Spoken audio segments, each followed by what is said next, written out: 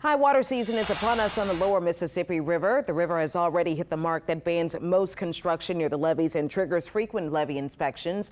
Paul Murphy tells us how high it's expected to get and if another spillway opening is in the forecast. The Mississippi River is rising. It's still about 4 feet below flood level in New Orleans, but it's high enough to leak through the wooden pins on the Bonnie Carey Spillway about 30 miles north of the city. Every year, what you'll start to see is the rainy season, as well as the snow melt from the areas. This Louisiana drains 41% of the country, and as that water drains out, it comes right across our doorstep. When the river is high, the shadfish are running at the spillway. Take your net, walk in, try not to hit the bottom, and scoop up if they're there. Fisherman Danny Semino is from nearby Norco.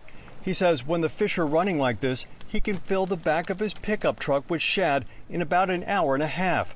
Semino says the fish are good for crab and crawfish bait. So we've been out here for almost whatever, how long the water been, a week and a half, 2 weeks, and it was not running like this. They just started running like this.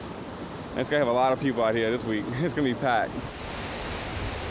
Tuesday, St. Charles Parish closed the road that runs along the spillway because it's starting to flood. So you'll see it's kind of constructed. Army Corps of Engineers spokesman Ricky Boyette says at this point they don't expect to open the spillway. The current forecast is that we'll start to see a fall, and it'll start falling down over this month time frame. However, that doesn't count what rain can hit a week from now. The Mississippi is now expected to start cresting on Saturday, then remain at 13.2 feet at the Carrollton Gage for at least 5 days before the river level starts to fall.